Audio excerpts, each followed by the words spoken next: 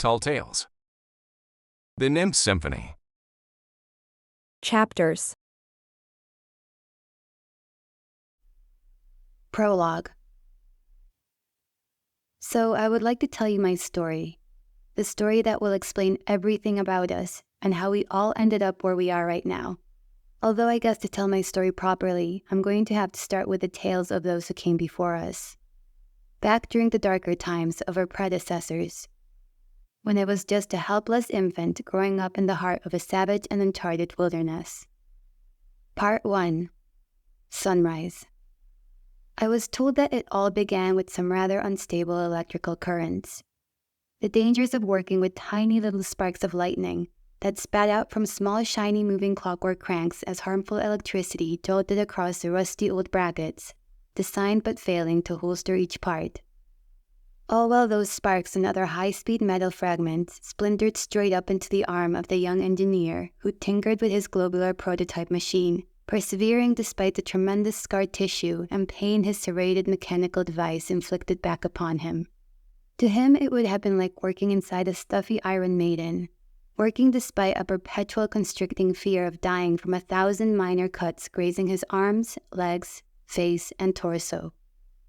The eternal dread that came along with this apparent torture device, as each rotation of its turbine cogs caused clusters of sharp shrapnel to be dislodged from their diamond-glowing sockets, followed by the agony of having 100 miniaturized lightning bolts continuously arch outwards, with static charge and constantly electrocute the unsteady hands of that devoted teenage technician as he persistently endeavored to repair each frayed silver component and replace each cracked translucent blue power stone with a new one that was waiting on the floor, ready to be lodged and reinstalled into the inner lining of his great spherical man-sized machine. In the nights before its successful solar ignition, it would have looked as lifeless and wasteful as a dead star in the middle of open space. Back then, though, the sheer fact that he could see and touch the cold inside casing of its inner cages without as much as a blister on his hand, or the pull of gravity trying to swallow him and all other broken fragments up, was testament enough of the failure he must have felt inside. Let alone the next day's physical scrutiny for wasting precious resources, the abusive skeptics who awaited for him asleep downwards in the castle street below the great southern tower spire, adding to both the pressures and drive he had for success. All up until one random night when things just went differently, like the stars had all aligned in the sky for him, and somehow he had finally managed to screw each silver cog in one by one, and was able to manually spin and rotate each turbine into the machine without a single diamond falling out, right up until they all ran smooth and fluently in sequence on their own, without any of his own intervention. His machine working beautifully in conjunction with the 1,000 wired components pulsing downwards below the trench platform of the top-level towers as it moved into its unseen mechanical underbelly. From deep cold blue to a burning iridescent orange-red, his solar sphere and its huge nexus crystal appeared to be growing molten, liquidizing the gold casing just after he managed to scamper out from the orb, running to the southern spire's spiraling tower steps before he'd even realized what he had actually managed to accomplish that night, oblivious to the fact that he was the very first to overlook the fiery ignition of the machine as it began to mimic the downscaled appearance and ferocity of the natural working sun. The young man's name was Midas, and at the time, he was just some random peasant son of a whack-job mining entrepreneur who lived just outside of the capital, south of the Beach Valleys. A child born and raised to believe machines could be built to accomplish the impossible, including things as cosmic and cataclysmic as creating a small secondary sun to remove the night sky permanently. His life's work based on some pseudoscientific belief that extracting sun rays from other sources of the cosmos was possible, and through its creation, a way to fortify the lives of those who lived outside of our own high castle's walls, and ensure they would never again have to deal with the dreaded carnivorous creatures of the night. Part 2. Forerunners. Perhaps I've started too far forward and need to go back a few more steps. Begin from our earliest dawn and explain exactly what we are as a society, to begin with the forerunners of our kind.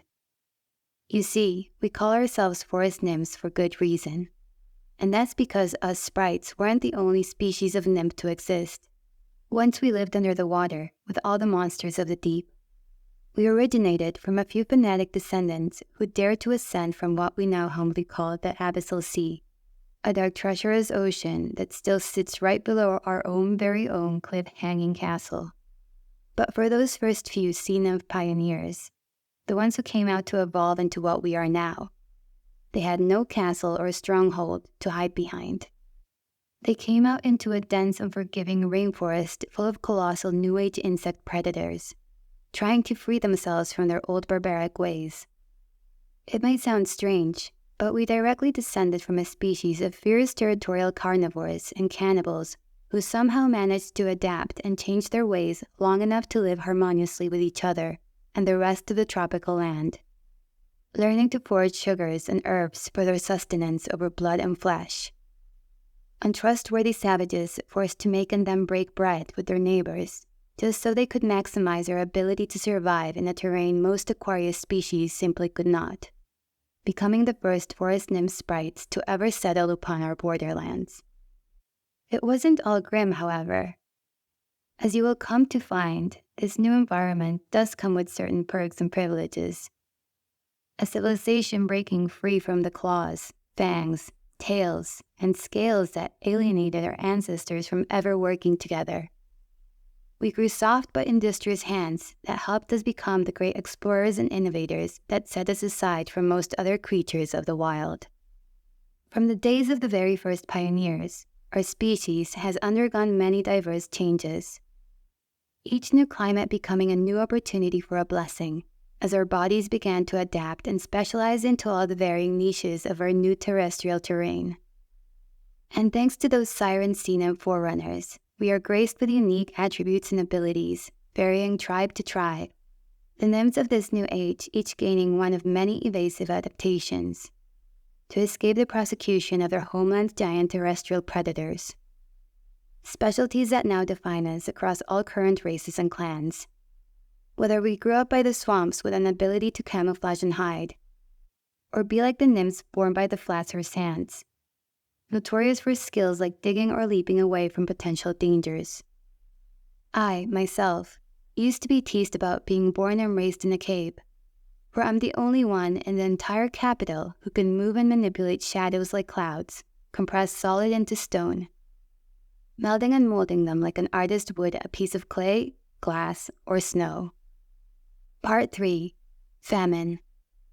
Most elders won't even talk about the time before the spire, but the few that do tell us that life back then was pure misery, that famine and disease had rotted away at the gentle minds of our humble nymph species, with our freedom and independence slowly reverting back to a primal solitary nature, all because of a few too many prolonged winter freezes. It was said that when individual colonies' harvests began to decline, that the poor and hungry resorted to begging and stealing from those closest to them. Swamp saffron in particular, a grassy lily-pad plant usually plentiful across the great forest, was our most common flour granule at that time. A cereal grain churned and crushed into a stringy straw-like nectar that supplied our towns with more than enough calories to live upon, suddenly became endangered due to a less radiant day. Simply put, the problem was our safe food sources were depleting, and yet our population was constantly on the incline. That every tribe was finding it impossible to provide for themselves and their own expanding society. And so, the strong hoarded what little they had and fought of those who pleaded for the more privileged to share, allowing the weak to succumb to thoughts of either thievery or starvation. And it was because of this the trust and trade that joined the villages began to rapidly diminish. Borders being set and protected as an imbalance of wealth created a world only violence could thrive within. Territory had divided as clans battled furiously over the rights to any meadows still free from ice or flooding. And if it weren't for Midas and his oldest associate, Sir Helios, then our society would have fallen even further into this dark and feral anarchy. And on that reason alone, Midas's invention of the Sunspire was cause enough to crown him as our first ever king. For he was the first ever individual to yield abilities so influential to our kind, that the other tribes felt he was worthy of a title above their own tribal leaders. They were willing to bow before him and unite under his leadership so that we could together try and make more dominance over the treacherous land we now call home. Part 4. Sunset. Some say it was the pressures of leadership that got to him, and others say it was because of the machine itself.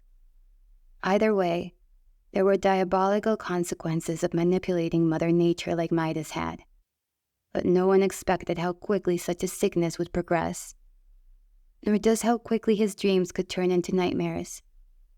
How, in a reign of only 3 short years, could the king's sleeplessness finally take its physical toll upon his mind, soul, and body?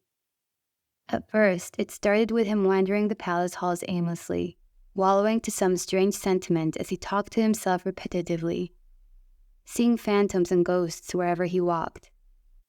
The wary king and his family, suddenly paranoid and irrational of all he saw around him. His dearest friends, Sir Helios and Dr. Maxwell, worried over the beloved king's invaluable state of mind. They were the first ones to realize that his terrible dreams were starting to affect more than just his slumber. Midas's beloved new wife, Queen Camilla, supported his every step without hesitation nor question, but even she admitted to seeing signs of madness manifesting within him, an evil slowly seeping inside with every moment of mechanical maintenance he spent replacing the cogs and wires to his iridescent everlasting machine. His wife once told me that he used to speak of infernal wars and the plight of the souls he could see suffering in hell. Stories of invisible ghosts trying to talk to him from within the crystals, attempting to convince him to letting them out upon our world. Speaking tales of demons rising and angels falling, while the innocent in between were left in constant torment. In his delirium, he had envisioned a whole new world of desperation and despair. Sick thoughts that began to deeply terrify his own citizens and friends, as their own desire to intervene and act upon such personal delusions began to lose him his favor with the majority of elected tribal leaders. It didn't take too long before Sir Helios took measures, taking control over the machine, seeing as he was one of the few that helped Midas build it. He had always operated close beside Midas in the past, and although he never admitted to seeing such demented illusions, he believed restricting Midas from access to the machine was the only thing he could do to calm his friend's unstable nerves. A very somber act that inadvertently led to the destruction and divide of our entire capital. The kingdom split in two the following twilight. King Midas used what little influence he had left to lock himself up in his huge spiraling sunspire tower. His most loyal of guards sent out onto the streets to enforce a curfew that might keep the civilians inside their houses as a war clashed between loyalists and mutineers.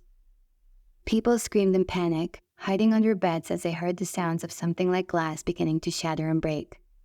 The sunspire was turned off as its biggest crystal was hammered relentlessly by the king, illuminating crystal shards burning into old wounds as his skin was chipped by diamond fragments upon each lumberjack swing of his enormous magnetic gold hammer maul. All while his warrior wife shifted from side to side like smoke, teleporting as she attempted to battle and barricade every door the mutineers perilously tried to come through. Truth be told, most among us like to argue that it's only ever the victor that gets to share their side of the story, but in this circumstance, agreement was unanimous in just how one-sided Helios's uprising was as he successfully managed to usurp the throne, the sunspire globe managing to cling to life upon its gold and silver threads, effectively bringing the end for Midas and his short reign as our benevolent king. Helios was crowned our new king in the short weeks to come, upon much argument and debate surrounding many other powerful nobles who all thought themselves more worthy. The fact was no one could prevent his coronation while Midas remained in his custody, Helios's first act as king being tasked to figure out how he could undo the permanent damage done to the splintering sunspire orb, all while the former king's trial for high treason commenced among the angry villagers who felt most betrayed by him, and what he near successfully managed to accomplish. It was alleged that Midas shouted in protest to every word being told about him during his court hearing.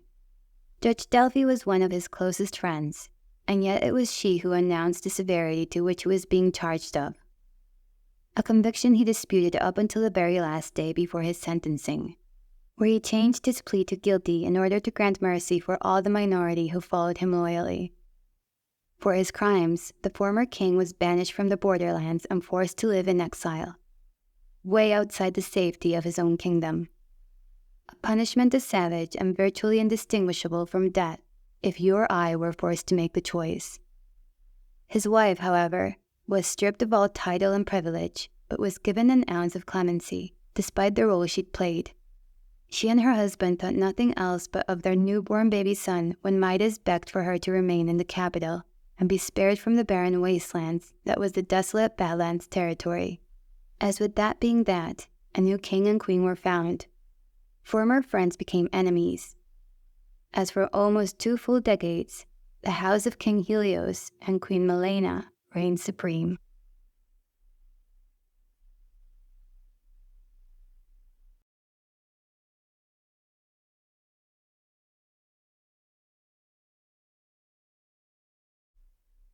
Chapter 1. Paradise. Kaya!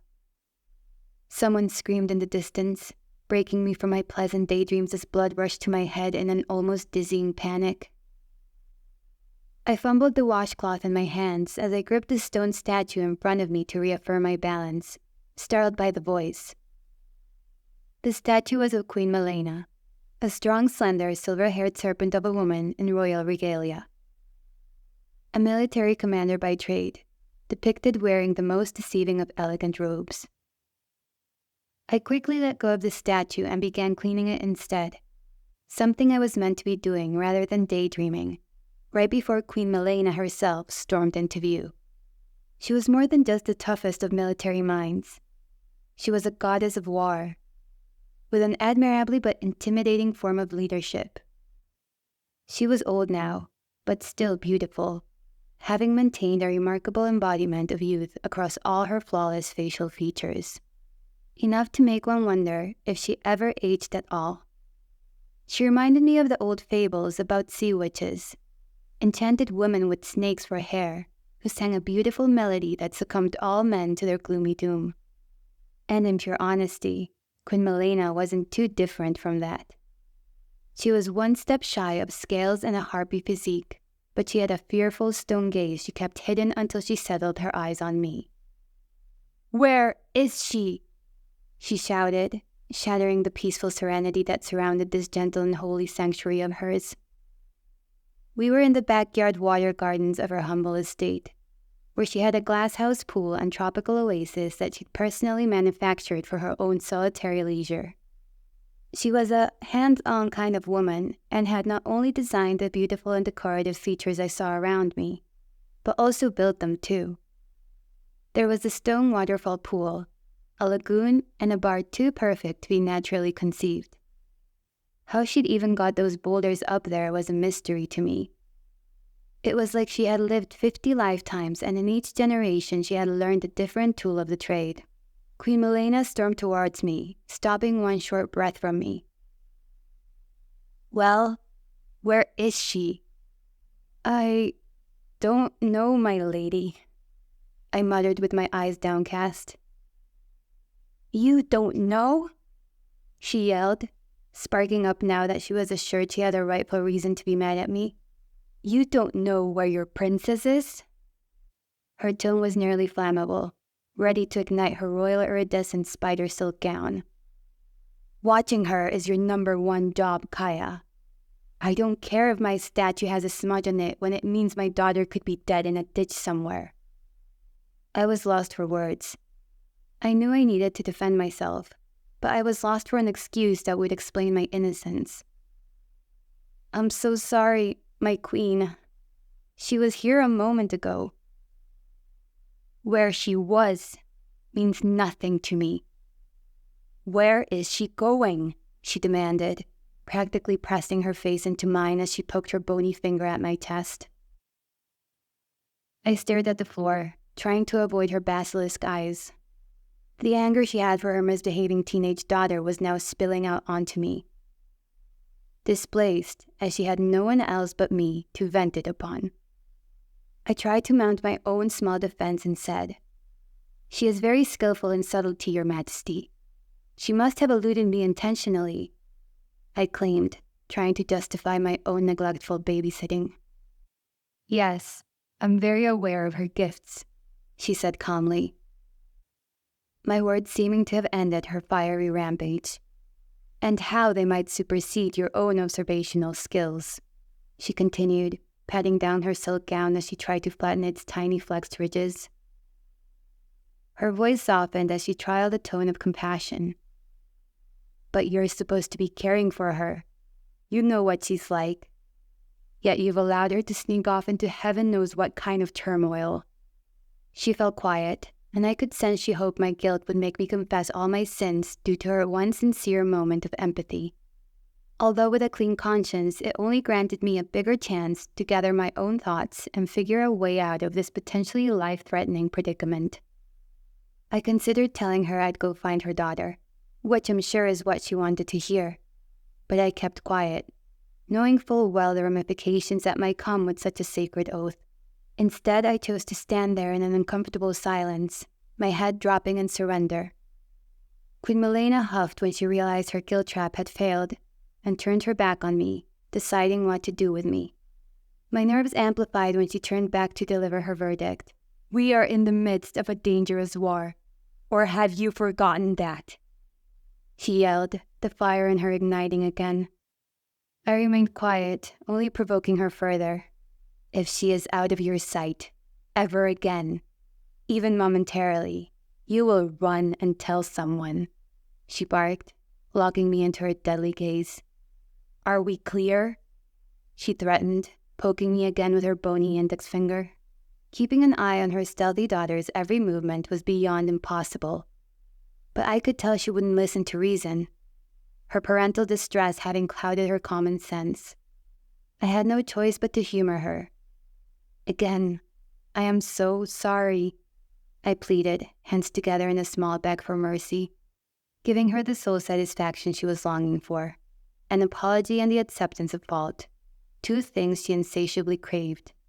I nodded shamefully once again, like a scolded pet, accepting I had done her some wrong. I was Princess Inara's maid and babysitter, but I felt more like a sister. I understood there were real dangers outside the castle, dangers the princess had once again run off to seek. "Now, I do not care how you do it, or what method you are forced to muster," Queen Milena said.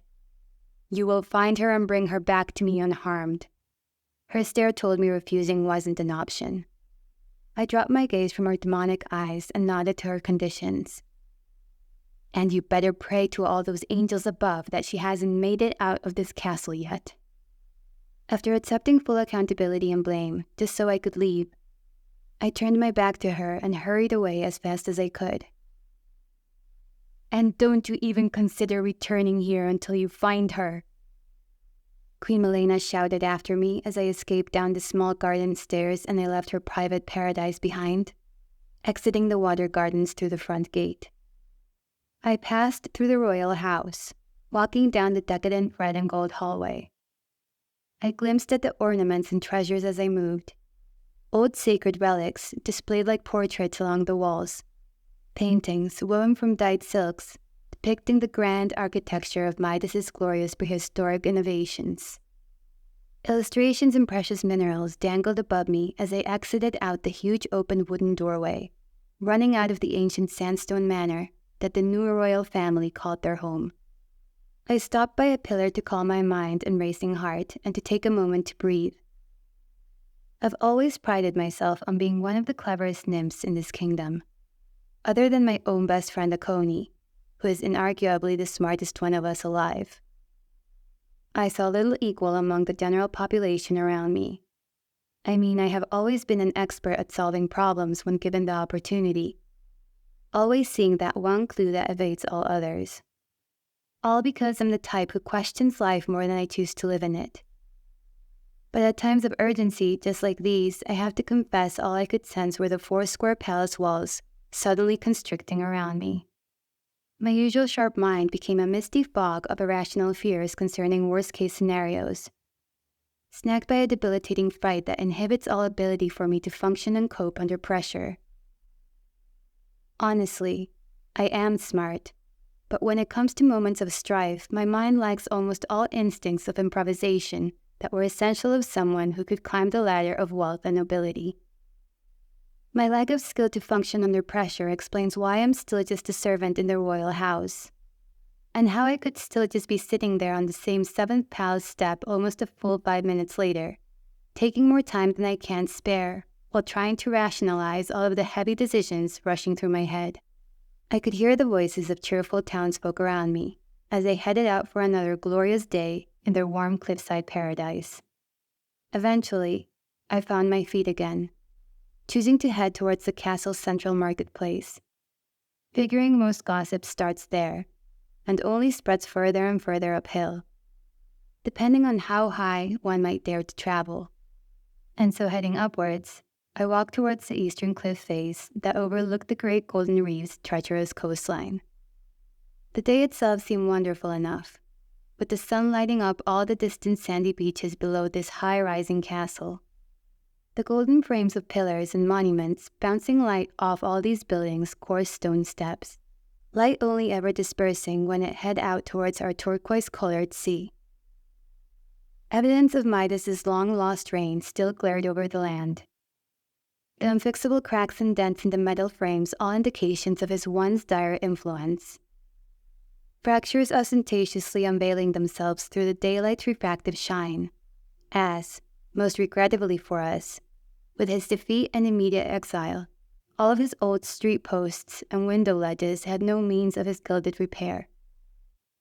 Meaning this brick and gold castle was stuck in a never-ending deterioration. Something that was occurring so slowly and steadily that I might have been the only one to notice it. Perhaps I wouldn't have noticed it either if it wasn't for the fear pulsing through me. You see, danger brings out the pessimist in me. If Anera hadn't decided to frequently escape from her mother and the protection of these huge brick-paved castle walls in search of adventures, I might not have noticed the cracks in this castle. Now, don't get me wrong. I love Anera. As I previously said, she's like a sister to me, which means everything when you lack a family of your own. But her sudden exploits always caused havoc for me. A teenage princess, only a few years younger than myself, always running off and forgetting that while she was immune to her mother's wrath, I was not.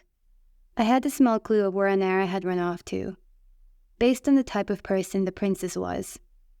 Princess Anera was the purest soul to walk this world. She was smart and courageous and loved by everyone.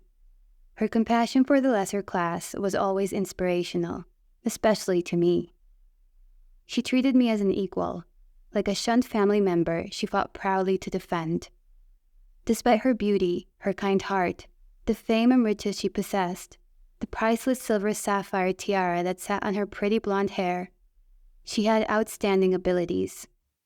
She could have been the stealthiest of scouts or the subtlest of spies, but instead, she dedicated her time and magic to medicine and aid. She would often sneak out of the royal house to treat the sick and injured. She would skip meals to supply dinner for the hungry and homeless. Sometimes she'd even pose as a servant to help me during festive times. Her own mother could not find ways to punish her insolence as there was no job Anera felt herself too above to endure. So after overhearing her mother talk about some recent ambushes occurring near the Ambervale Meadows, it didn't take a keen insight to gather she was already halfway there, ready to help the injured by pulling them to safety from the middle of a battlefield. Whether I was right about where she was or not, one thing was assured. The safest place for me was anywhere far away from Elena's wrath.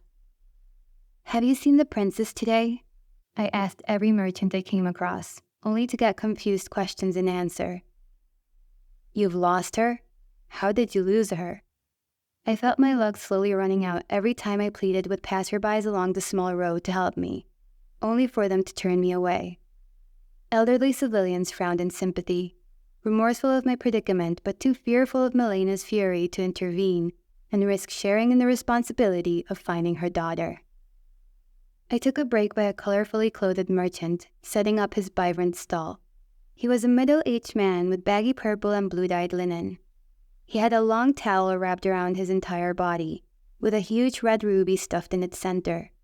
Much like it was the custom of a faraway land, I suspected he might be a traveling merchant from as far out as the Badlands. Undistracted by my slow-waving approach towards him, the merchant continued roping the roof of his portable cart as he transformed it into a souvenir stand, getting ready for the midday rush of customers. "Excuse me, sir. Have you seen or heard about the princess today?" I asked with a pleading glimmer of hope in my eyes, enough to make him politely stop unloading his elixirs and other valuables to kindly offer me his undivided attention. I was very hopeful he might have seen her. He looked like a roaming traveler who frequently visited the castle, and he might have seen the princess exit the castle this morning. He was also clearly no stranger to royalty. Purple was the color of it, after all. It was the most costly dye on the planet, as the only way to extract the color purple was through crushing millions of seashells. "Sorry, my dear. I'm afraid I haven't seen anyone all day," he graciously replied. "I was the last to come in before the gates were shut. I spent half my morning by those gates because of some clumsy guard who'd misplaced his keys," the colorful man divulged, causing me to freeze in a heightened excitement upon hearing it. "Did he find them in the end?" I asked, hoping he hadn't. "Phew, not at all," the vendor responded. "The captain of the guard had to come down. Created quite the argument, as you could imagine. "Why do you—" he began, but I cut him off. "How did he lose them?" "Well, the guard claimed they had been stolen, taken right off his very belt." I was so happy with these news, I hugged the merchant before hurrying away, shouting out a quick thank you over my shoulder. I skipped up to the nearest patrol guard with no doubt in my mind over who had taken those keys. Anara was the only assailant capable of stealing from a guard without leaving a single trace. "Excuse me, sir. I believe Princess Anara has snuck out of the castle. Could you escort me through?" I asked, standing as tall and prime as possible. The guard's face turned pale with dread. I can't," he stumbled and stuttered to say, before coughing and trying again. "Miss, I can't allow you to go out there. Eclipses have been sighted as close as the King's Trail." "The princess is probably missing in those eclipses," I said, trying to push past him. He blocked my passage. "I have orders not to let anyone out. You will have to talk to the LC," he said, trying to push me back. "I guess I could go talk to the Queen," I threatened, assuming he would want as little involvement with her as I did. He became silent, acting just as I had when the Queen had confronted me. He stood frozen like stone, looking away from me, hoping if he simply stayed still long enough he might miraculously become invisible. The two of us stood there in a silent stalemate for at least a minute before I realized I wasn't getting anywhere without an officer's consent. I slowly backed away, watching as he let out his breath, thankful he no longer had to deal with my dilemma. Unfortunately, he had called my bluff, as I had never planned to go back to Milena and face her wrath again. There was only one thing I could do now: ask the Imperial Guards for their favor. This would mean involving the princess's older brother, a teen much too eager to become a full-grown man, an inconsistently stern and serious infantry cadet named Prince Arlo. I began walking towards the courtyard, where I knew he would most likely be. Like predictable pompous drones, I found the prince and his comrades exactly where I thought they'd be. They squandered up in the courtyard, playing day after day, pushing and shoving. The courtyard was uphill on the highest peak and overlooked the beautiful golden reef from the castle's hazardous cliff face. The prince and his friends treated it like their clubhouse, chasing away any visitors who might want to enter. They made it a game to repulse away any and every newcomer with their slanderous attitudes and disgusting odors, while they squalled about in the muddy stalls that they referred to as the training pits.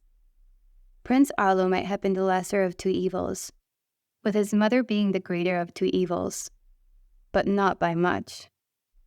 Arrows flew against hay targets, followed by boasting laughs, intimidating all the neighboring townsfolk, whose sole and supreme abilities must entail simply being capable of tolerating these novice brawlers and their vile demeanors on a routine and daily basis. Somehow the smiths and the netters managing to continue with their ordinary lives, unopposed by all the young indiscretions they were being constantly victimized with. Arlo and his friends were the cool kids, you see. Fresh recruits awaiting knighthood. A bunch of pranksters all dreaming about the one righteous quest that might be bestowed upon them to show the elders they were worthy to be accepted into their LCs. Legion commanders. Prestigious alpha unit.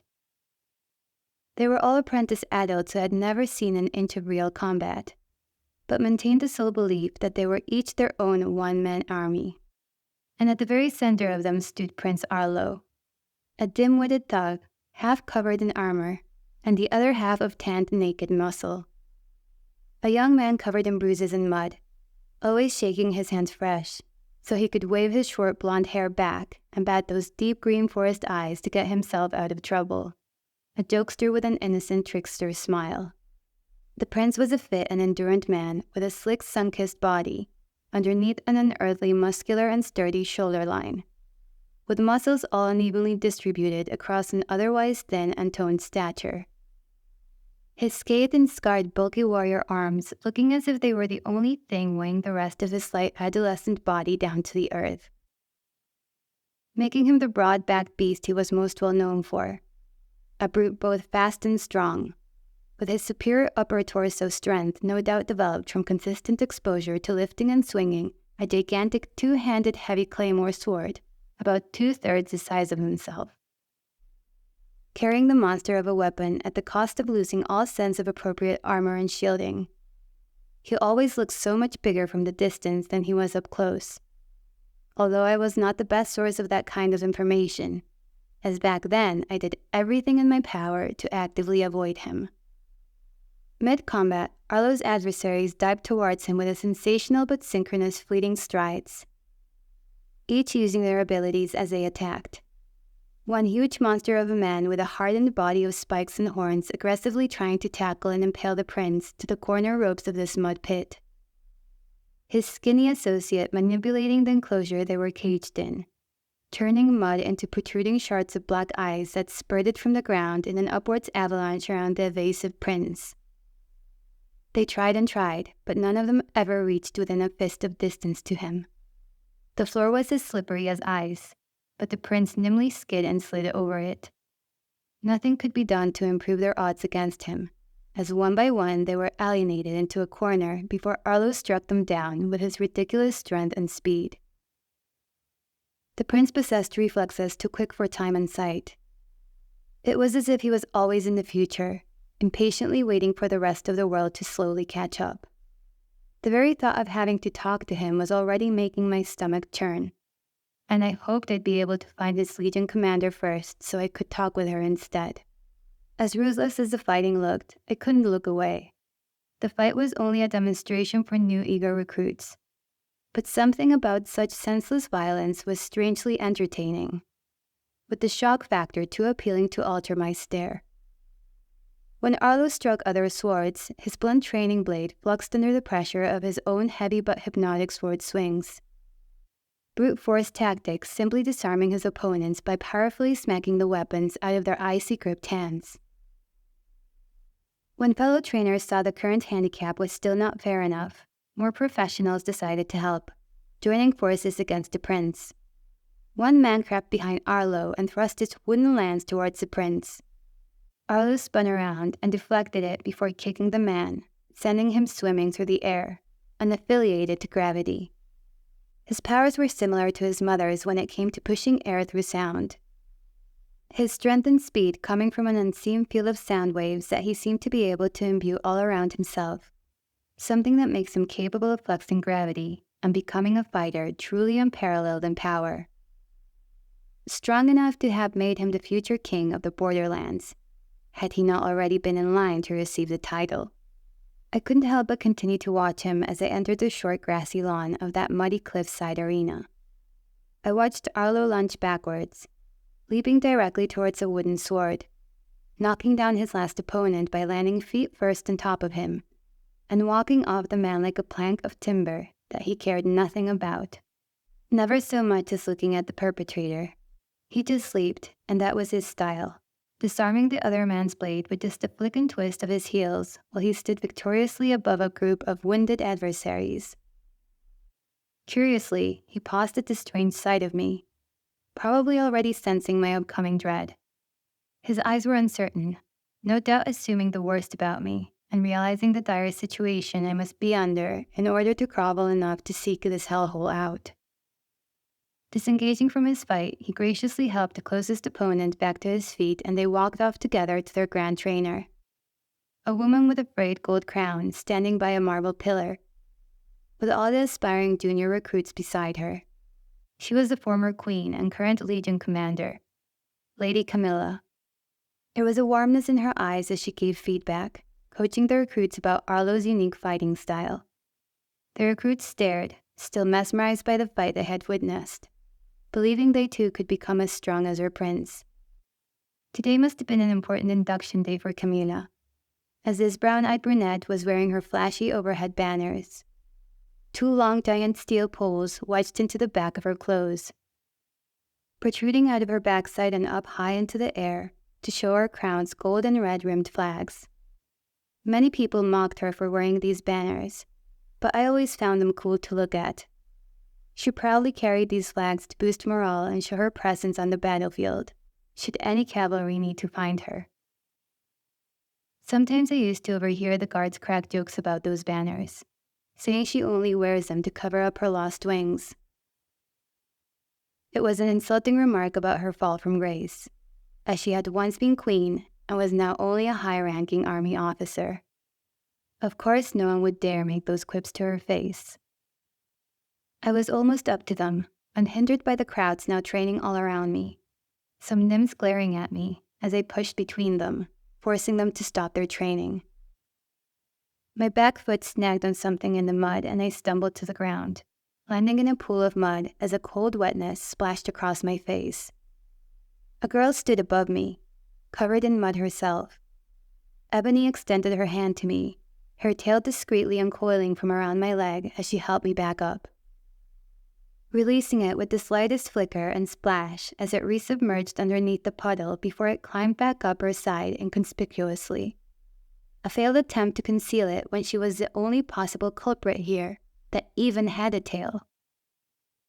Ebony began wiping away the mud on me, acting if I was too dumb to know she'd been the one to trip me.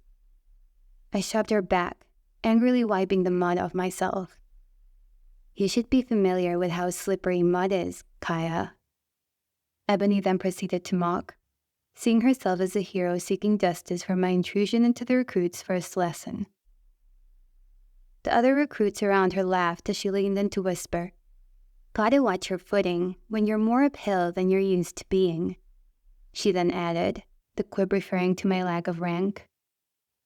Ebony flicked the mud from her short tied-up ponytail, the dirt's black color matching the short black natural fringe of this skimpy-dressed warrior, as she contested my angry stare without concern or fear of recoil, patiently just awaiting my next course of action.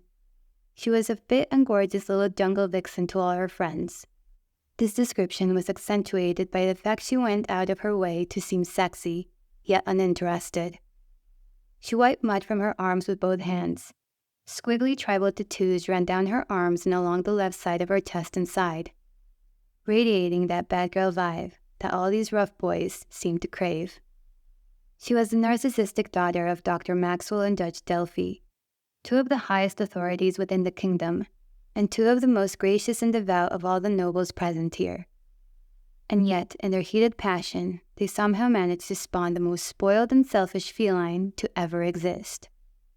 Despite being born to a house of the highest nobility, Ebony did, fortunately, lack all the typical snobbishness that most upper-class dignitaries had. She was happy to be soaked in mud, just like all the other bottom dwellers typically found in the pits. Recruits who spent their nights with bedbugs in hay beds and linen hammocks, dreaming of honor and glory. Meanwhile, she slept in pink silk sheets, dreaming of nothing else but having the prince by her bedside. I was quite impressed with her persistence through all this discord, though. In the beginning, I figured she'd only last a month here with all the sweaty nymphs she had to pretend didn't repulse her, just so she could make herself the next future queen. Befriending all these boys and girls was the only way for her to belong with Arlo's faction. I think some of them must have at least realized her friendship was all a ploy, but were too encapsulated by her beauty to accept it as harsh truth. Even Arlo, our half-witted prince, must have at least suspected such selfish motivations in Ebony, choosing to train with him when she's already a princess of her own right. Slumming it down here with his infantrymen, convincing them with a pretty face and a pleasing smile that she wants the same thing as the rest of them. I pushed her from me with a big huff. My hair was covered in foul-smelling mud, and some of it had got in my eyes and blurred my vision. I didn't dare wipe it away, though, not wanting to appear weak. Still fueled by the desire to please her audience, Ebony said, "Guess your mother never taught you to mind your surroundings." She snickered, too obnoxious to even grasp the gravity of what she just said to me, an orphan girl. I looked away, considering what to do, my anxiety in overdrive as my senses blackened into none, my fight-or-flight instincts failing to reach any conclusion once again. And then I saw my own dim shadow jump across the corner of my sight and make that poor choice for me. Looking backwards towards all those faces, I watched them chuckle briefly, only to see their faces drop to surprise, excitement, and shock. My shadow lunged from beside me, hitting Ebony like a tidal wave, knocking her down before hurling her into a puddle across the courtyard, only to rapidly dissipate in the bright sunlight, surprising all, including myself. A mood and environment changing just as rapidly, once those who were initially mocking me began cheering me on. Arlo's gaze shot to Ebony and me, and he smirked as he left Camilla with her newest soldiers, winking at me as he joined the spectators on the sidelines. His stare deterred my focus, allowing Ebony to get back to her feet. She was already 3 steps shy of me, pacing on all 4 legs like a wild animal. She was just as fast as the prince was, too fast for an ordinary person to react. Her feet hit my chest, making me feel as if a wagon had smashed into me, and she backflipped off me as I crumpled to the mud. Ebony's tail coiled around my leg, yanking me along with her, beating the breath out of me as she dragged me, kicking and screaming from puddle to puddle, splashing muddy water across the crowd. She tried to pin my arms. "All right, calm down now," she said, smiling before her appeased crowd. "It's over, Kaya," she emphasized to me, waiting for me to stop struggling and submit. I should have stopped there, but something inside me had already snapped, with the very mention of my mother setting me most alight. Ebony's own shadow was now gripping her like a tangling vine, appearing almost like a constricted cape around Ebony as I tried to pull her off me. I kicked free and got to my feet, watching her locked in a wriggling struggle with her own shadow. She attempted to appear unfazed amidst it all, simply waiting for this next shadow to diminish under the sun, wrestling her own infatuation of still being in control while she was now in the direct presence of her prince. "You really think you can play at my level?" She then sniped to me, fighting to gain control over her shadow. "Your shadow is your only friend, and it happens to be as useless as you." She smugly insulted me as she stopped fighting, no longer attempting to break free. She knew her skills and experience were much deadlier than mine. While I was cleaning tables and dishes, she was up here battling the best this castle had to offer. But at that particular moment, I just couldn't have cared less. I felt as if I wasn't even the one in control. My shadow was, and I knew that aspect was scaring her just as much as it was me. "But yours isn't," I snapped back, enraged as for the first time I maintained an unyielding focus, sucking in what was left of her shadow and funneling the crowd's shadows towards me as I enlarged and fortified my arms. The crowd flinching and jumping at the sight of their shadows slithering across the floor towards Ebony and taking a hold of her legs. Shadows molded across my hands like giant pillow cups, increasing the size of my fists as I rampantly threw them into Ebony like a prize-fighting boxer. It was my fault the fight had escalated this far. Just as I knew I was a true bully in front of all these junior soldiers, suddenly finding myself possessed with some absurd lust for blood that needed to hear Ebony cry, "Surrender." And so, releasing her out of a squashed confinement, breaking apart as I flung one last shot at her, my shadows took over, pushing her about. They disintegrated in the sun, only for new shadows to take their place. Ebony was left to blog and cower as she tried to back away. The sight, for me, was nothing short of astonishing, as I was the one winning. Only 2 shadows remained beside her, holding her down as she tried to slither for freedom. I turned my head away in a smug premature victory, not realizing Ebony had freed her legs. She sprung up, kicking at me. I hit the ground hard, feeling the throbbing pulse of instant karma coming back to burn me. I stared in a daze at the recruits tightly circled around Ebony and me. They were shouting out some kind of profanities too hazy to hear, and smiling in amusement at the conclusion of this catfight. Their mocking chants blinded me from the true dangers of battle, with the crowd's cheering war cries suppressing the rational side of my mind. I got back up, but it took me too long to realize something in my opponent had changed. She was not only fighting me, but also another version of herself, struggling to maintain control over her anger as she convulsed on the ground, roaring and swiping at my incoming shadows as I piled more and more on top of her, trying to keep her locked down. The crowd stopped shouting, watching in silence as Ebony's skin shed with the fur of a vicious night prowler, losing control of herself as her repressed power took over. I was so startled by what I saw that I took the shadows off her, hoping the small act of compassion might prevent her full fury from attacking me. "No, don't release her. Hold her down," the prince then yelled to me in a panic, pushing through the crowd at the risk of alerting Camilla to this unjustly feud. Ebony released a final roar as the crowd jolted backwards along with me, some members bravely coming in and attempting to pin her down, her body becoming black as she burst out from the mess as a completely new 4-legged creature. A beast Ebony tried to spend her whole life holding back, right up until I provoked it out of her. Upon the realization of my mistake, I was too late to do anything about the beast. I tried to hold her down with my shadows, but she literally clawed through them, springing out into the crowd before knocking a shadow down and rolling towards me like one powerful bowling ball, sharp claws extending out from thick nails as she struck at my chest with a flurry of lashing swipes.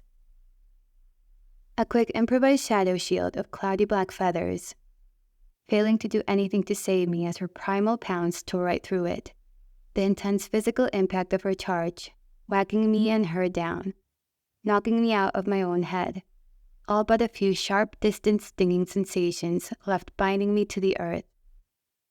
Feeling a numbness and feverish heat weighing me down as I recall sensing my untimely end.